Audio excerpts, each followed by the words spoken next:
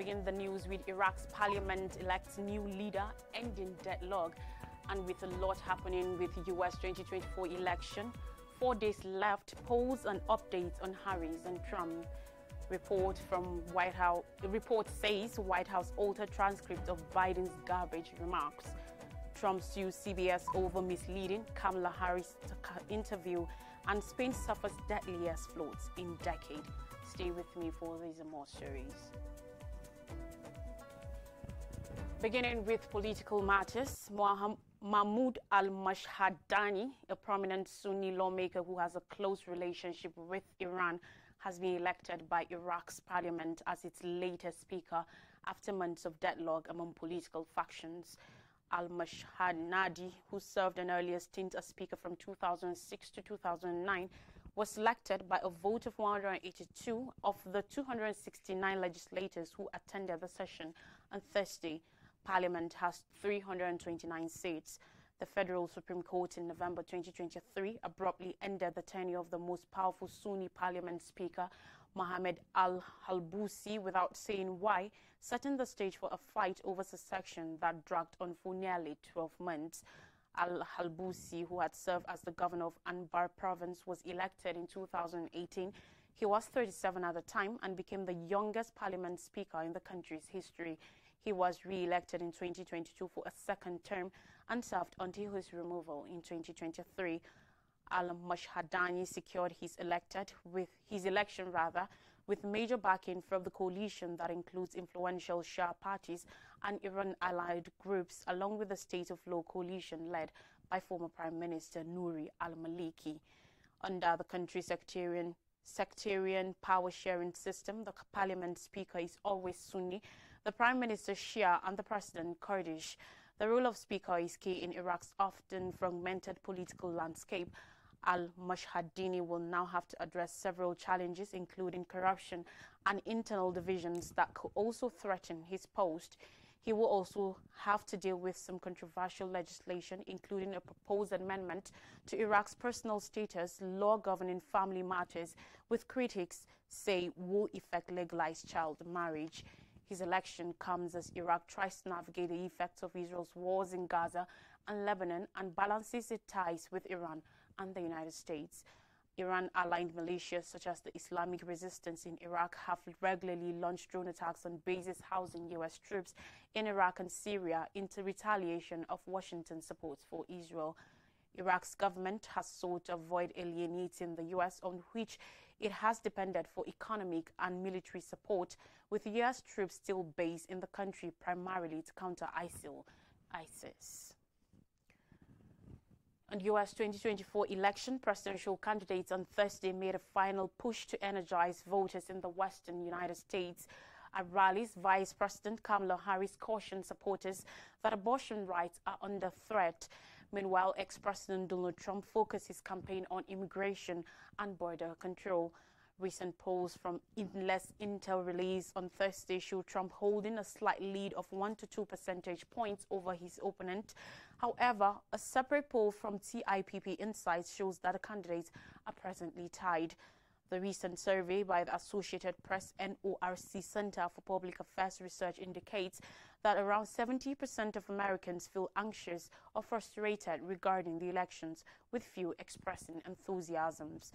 Both Democrats and Republicans share these sentiments, but Democrats report higher levels of anxiety. 80% of Democrats and 77% of Republicans express interest in the campaign, while only 54% of independents feel similarly. Furthermore, 79% of Democrats report feeling anxious, compared with 66% of Republicans. According to 538's National Polls Tracker, Harris maintains a slim national lead of around 1.2 points as of Thursday. However, this lead has gradually reduced and falls within the margin of error, demonstrating a highly competitive race. In crucial swing states, which could determine the election outcome, the competition is even higher. Major battleground states including Pennsylvania, North Carolina, Georgia, Michigan, Arizona, Wisconsin, and Nevada 538 daily poll tracker shows that Harris's lead in Michigan remains slight at approximately 0.8 points. However, she has lost her lead in Nevada, where Trump now leads by 0.3 points. In Wisconsin, her lead has dropped to 0.6 points, down from 0.8 points on Wednesday. On the other hand, Trump's advantage in Pennsylvania has added, slightly climbing from 0.4 points to 0.7 points.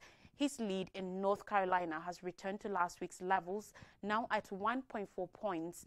Trump is also gaining ground in Arizona, where he leads Harris by 2.4 points, and in Georgia, where his advantage is 1.8 points. Sticking with U.S. 2044 election, a report has indicated there was an internal disagreement at the White House over whom United States President Joe Biden referred to as garbage earlier this week. The report on Thursday said it had obtained an email that showed White House officials altered the official transcripts of a live-stream video call on which Biden appeared to take a swipe at supporters of Republican presidential candidate Donald Trump. Two administration sources also confirmed the report that the changes to the transcript drew objections from the federal workers who document such remarks for posterity. Biden, 81, earlier this week created uproar days before Election Day with his remarks on a video call with the non-profit Voto Latino. Fumbling with his words, Biden tried to address the racist comments at a Trump rally made by comedian Tony Hinchcliffe, who referred to the U.S. island territory of Puerto Rico as a floating island of garbage. According to the transcript prepared by official White House stenographers, Biden said, "The only garbage I see floating out there is his supporters. His demonization of Latinos is unconcernable and it's un-America." But the version released by the White House press office changed the comment by adding an apostrophe, having it read supporters rather than supporters. That in turn made it appear as if Biden was referring precisely to the comedian Hinchcliffe and not Trump supporters at large. Still on U.S. 2024 election, Donald Trump, United States presidential candidate, has filed a lawsuit against a U.S. television network for what he calls a misleading interview with Kamala Harris, his rival. The suit against CBS News, filed in a Texas court on Thursday, alleged the network aired two different responses from Democratic presidential candidate Kamala Harris when responding to a question about the war between Israel and Hamas in Gaza. The version that aired during the 60 Minutes program on October 6 did not include what the lawsuit called a word salad response from Harris about the Biden administration's influence on Israel's conduct of the war. The suits filed by the Republican Party presidential nominee essentially accused CBS of editing Harris's response to make it seem clearer. The lawsuit has been filed in federal court in the Texas city of Amarillo, which has only one judge, Matthew Kacsmaryk. Report from U.S. said the Trump-appointed judge's court had become an increasingly popular choice for lawsuits filed by Republicans. Former President Trump's repeated claims against 60 Minutes are false, a CBS News spokesperson said. The lawsuit Trump has brought today against CBS is completely without merit, and we will vigorously defend against it. The suit demanded a jury trial and about $10 billion in damages. The filing showed it alleged violations of a Texas law barring deceptive acts in the conduct of business. Trump has continually assailed the network on the campaign trail over the episode and has threatened to revoke CBS's broadcasting license if elected. CBS has said Trump backed out of his own planned interview with 60 Minutes. The lawsuit is just another example of Trump's fraught relationship with the media. He has called it fake news and the enemy of the people, and has often called for television stations to have their licenses revoked. Trump, however, is also still willing to talk to media outlets such as Fox News that he considers friendly, and continues to give regular and often relaxed off-the-cuff news conference during the campaign. The organization Reporters Without Borders, known by its French acronym RSF, which monitors press freedom worldwide, is worried that Trump poses an existential threat to the media's ability to do its job in the United States. It analyzed Trump's campaign comments from September 1st to October 24th, 2024. It found he had insulted, attacked, or threatened the media at least 108 times in public speeches or remarks. Away from 2024 U.S. election, now to climate crisis, Spain is lurching from its worst flooding in decades after a year's worth of rainfall in just hours this week in the country's southern and eastern regions. The Spanish Minister for Territorial Policy, Angel Victor Tarrés, said on Thursday the storm began on Tuesday and has so far killed at least 158 people, including 155 in the worst-hit Valencia region, while dozens more remain missing. The storm flooded towns and roads, triggered rivers to burst their banks, and left thousands without power or running water. Valencia saw its heaviest rainfall in 28 years, with people caught off guard and stuck in basements and lower floors of buildings. Emergency workers are still fighting to rescue those who are trapped, with operations underway to recover bodies and clear debris. Spain's eastern and southern regions often see autumn rain, but this year's downpour was unprecedented. Most of the deaths happened in Valencia, which is located along the Mediterranean coast and is home to more than 5 million people. The flash flooding in the region, a tourist hotspot during summer months, saw rural villages submerged in water and rendered main highways unusable on Tuesday night and into Wednesday. A courthouse was turned into a temporary morgue in the region's capital, the city of Valencia. No less than 40 people, 6 of whom were in a retirement home, died in the town of Paipota in Valencia, reports said, citing its mayor. According to the local government, trains have been halted in Valencia, as have other major public services in other affected regions. Schools, museums and public libraries were closed until Thursday. In UTL, one of the worst affected towns of the Valencia region, the suffering is palpable. More stories now, and in Africa, Botswana's ruling PDP loses majority in close parliamentary race. According to reports which cited results from over half the constituencies, Botswana's ruling Botswana Democratic Party BDP has lost its parliamentary majority in this week's poll. Though analysts expected a competitive race, they believe a divided opposition will favor President Mokwetsi Masisi's BDP, which has governed the country since its independence from Britain in 1966. However, based on results from 36 of the 61 constituencies, opposition parties have secured over half the seats in parliament, according to report. The BDP has won just one of the 36 constituencies so far, while the opposition coalition, the Umbrella for Democratic Change UDC, has taken 23. To secure a majority, a party needs 31 seats. Botswana, known for its stability and diamond wealth, provides free healthcare and education to its 2.3 million citizens and is the world's top diamond producer by value. However, recent downturns in the diamond market have strained revenues, highlighting the country's struggle to diversify its economy. We take a quick break, and when we come back, I'll bring you more stories. Please don't go anywhere.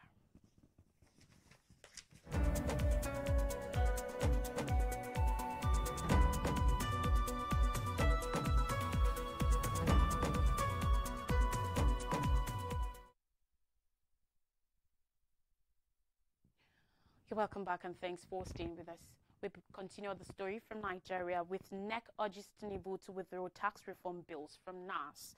Yesterday, the National Economic Council, NEC, bowed to pressure from many stakeholders, particularly from the north, and asked President Bola Tinubu to quickly withdraw the tax reform bills from the National Assembly to permit wider consultations and consensus building. It also recommended the inclusion of the Southeast and South-South in the construction of dams to serve as speed bumps along the highway. Seyi Makinde, Oyo State Governor, revealed the call for withdrawal of the tax reform bills in a briefing at the end of the 144th NEC meeting chaired by Vice President Kashim Shettima at the Council Chamber Presidential Villa in Abuja. Makinde explained that the council members in their recommendation agreed that it was essential to allow for consensus building and understanding of the bills among Nigerians.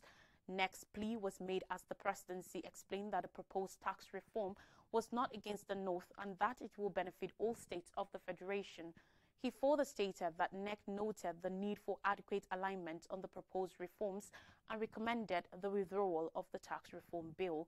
So the bill will be withdrawn from the National Assembly, and then there will be consultations afterwards. Recently, President Tinubu and the Federal Executive Council (FEC) endorsed new policy initiatives to streamline Nigeria's tax administration processes, saying the new laws are intended to enhance efficiency and eliminate redundancies across the nation's tax operations. The reforms emerged after a review of existing tax laws since August 2023. The National Assembly is considering 4 executive bills containing these tax reform efforts. Still ahead on the news, federal government says 25 million Nigerians received 25,000 naira in cash transfers. On Thursday, the federal government said 25 million Nigerians have so far received the 25,000 naira conditional cash transfer. Wale Edun, the Minister of Finance and Coordinating Minister of the Economy, revealed this in a briefing shortly after the National Economic Council meeting chaired by Vice President Kashim Shettima. He itemized the steps taken by President Bola Tinubu's administration to provide relief for Nigerians following the sufferings occasioned by the removal of subsidies and other policy reforms being implemented by the federal government. According to him, 5 million households have benefited from direct transfer. He also revealed that in the last 5 days, no fewer than 11,000 beneficiaries have received 3.5 billion naira from the Consumer Credit Scheme. He further said over 90 billion naira has so far been disbursed to 500,000 Nigerian students under the student loan scheme. The government, meanwhile, revealed that no fewer than 321 Nigerians have lost their lives to the recent flood that ravaged most states of the country. This was disclosed during the National Economic Council meeting chaired by Vice President Kashim Shettima at the President's Villa in Abuja. The deaths were recorded across 34 states of the Federation. Anambra State Governor Professor Charles Soludo in a briefing said over 1.2 million people were displaced by the flood from their homes, with over 1 million houses affected. Soludo also noted that farmlands were washed away in the disasters. He stated that NEC also expressed sadness over the incident and urged that steps be taken to ameliorate the sufferings of those affected. And finally, on the news, federal government talks with striking varsity workers reach a deadlock. The meeting between the federal government and the Joint Action Committee of the Non-Academic Staff Union of Educational and Associated Institutions and the Senior Staff Association of Nigerian Universities held on Thursday ended in a deadlock. The meeting, which was held at the Federal Ministry of Education, was led by ex-Minister of State for Education, Dr. Yusuf Sununu, and targeted at deliberating issues around the ongoing strike of the unions. Nasir Gwarzo, the Permanent Secretary of the Ministry of Education, was also in attendance at a meeting held at 11 a.m. On Monday, the JSC of SANU and NASU embarked on an indefinite strike over its 4 months of withheld salary. Since then, activities have been grounded in universities across the country. On Wednesday, in an interview, the national president of SANU, Mohammed Ibrahim, stated that university executives, including vice-chancellors, bursars and registers, do not receive salaries for 4 months. He said as a result, the universities will remain completely shut down until the payments were made. A source at the meeting said, and I quote, "We were simply given assurance that the money will be paid, but this is not the first time that assurance will be given, so we can't just rely on assurances. Assurances aren't enough to call off the strike." Speaking later on Thursday, the Vice President of SANU, Abdul Sabor Salam, said the federal government did not provide a specific date for the payment of their withheld salaries. Salam highlighted their stance on the ongoing strike, stating, "We informed the federal government that if it does not pay us, we will not resume work." After a meeting in Abuja on Thursday, Sununu, who was assigned by the new Minister of Education, Dr. Tunji Alausa, to chair the meeting, said efforts were ongoing to resolve the issues raised by the unions. He stated that the government was taking a holistic approach to the matter, with discussions reaching an advanced stage aimed at meeting the unions' demands. Sununu vowed that the government was committed to ensuring a stable educational system and finding a lasting solution to the ongoing crisis. To refresh your memories, Iraq's parliament elects new leader, ending deadlock. U.S. election, 4 days left, polls and updates on Harris and Trump. Reports from the White House, altered transcript of Biden's garbage remarks. Trump sues CBS over misleading Kamala Harris interview, and Spain suffers deadliest floods in decades. And that's all on the news. Thanks for watching. Have a great weekend ahead. Bye for now.